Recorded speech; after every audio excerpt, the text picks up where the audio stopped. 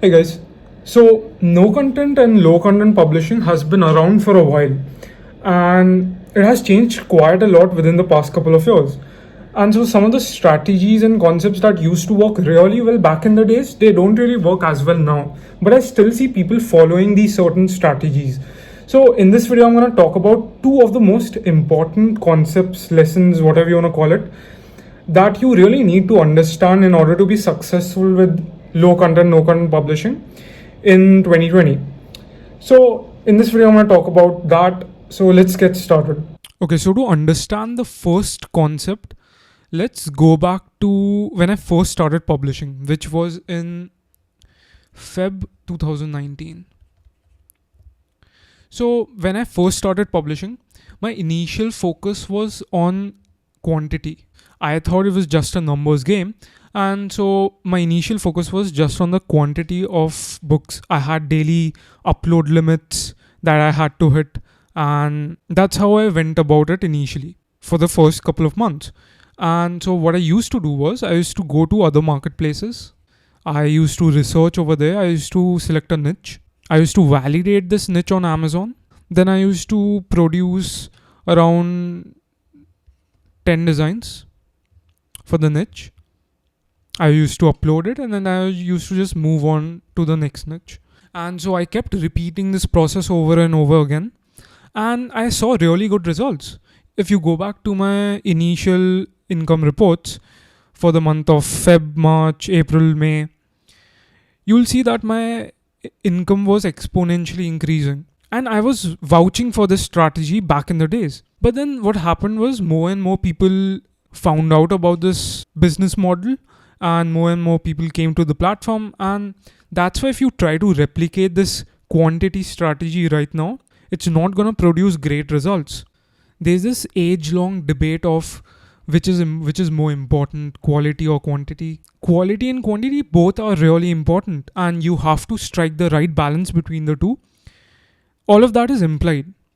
But if you're solely focusing on just quantity, you're not focusing on other aspects that are really important like marketing, then you're not going to see great results. You might have gotten away with just producing tons of books, just throwing stuff out there, hoping that some of the books will get traction and it'll start selling. You could do that back in the days, but it's getting more and more difficult as more and more people are coming to the platform. This is a really easy way to understand this. Let me explain. Think of it this way. Let's say this box is what Amazon was in 2019 and this box represents Amazon right now. Let's name it box number A and box number B. Okay, so now think of it this way. You had this box represents Amazon and over here you have your customers.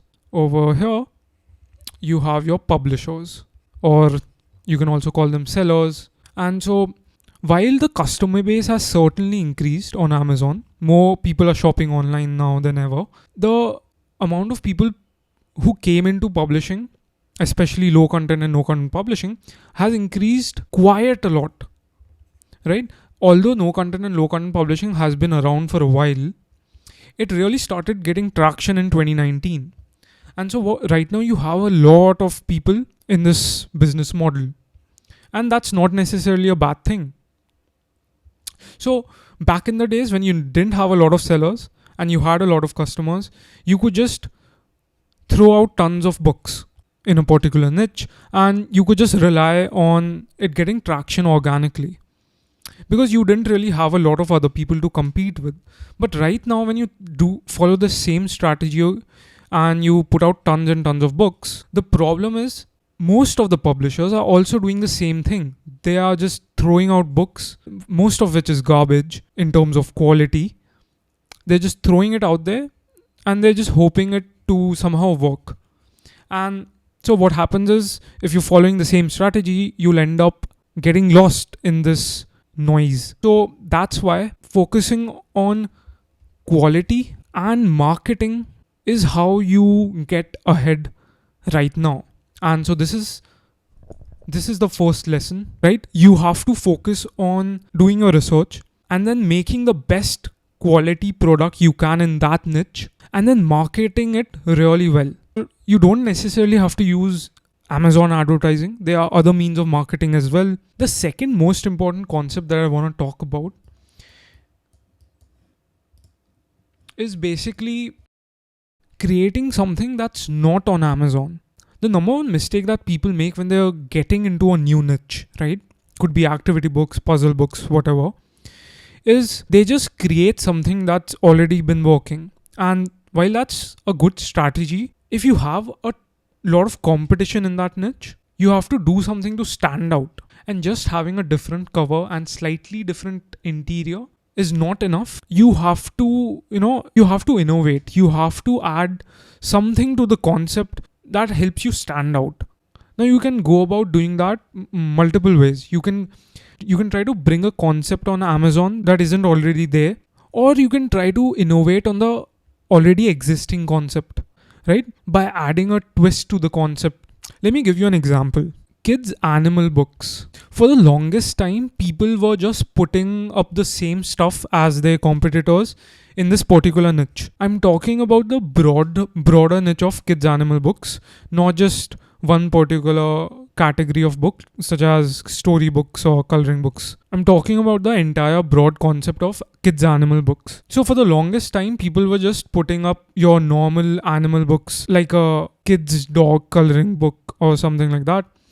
But then what people started doing was they started adding differentiation by bringing in this concept of farting animals. Now, I really don't understand why this concept is appealing to kids, but that's not the point. The point is people started bringing in this concept to different categories of books, and that worked out really well in their favor, because while everyone was putting out the same thing over and over again with a different cover, there was no one really innovating in that category. So you will be rewarded if you try to innovate on a concept, because you're gonna have the first movers advantage. If you're early onto something and you have a quality product, you'll become an authority in that space over a period of time. Another way of creating something that's not on Amazon is by going to your local bookshops. So there's this popular chain of bookstores in India called Crossword. And so one day when I was coming back from law school, I went there just to have a look at their kids' stuff. And I came across tons and tons of really clever kids' books. They were in the education niche. I've noticed a lot of local publishing brands, they still rely on offline means of distribution. So if you can bring some concept that isn't on Amazon, it'll be extremely fruitful. Most of my best selling books right now are the ones where I applied these two lessons that I just talked about, where I focused on just creating a quality product, marketing it really well, and adding differentiation by innovating on the concept. So if you can master these concepts, you're going to have no problem being successful with low content and no content publishing in 2020.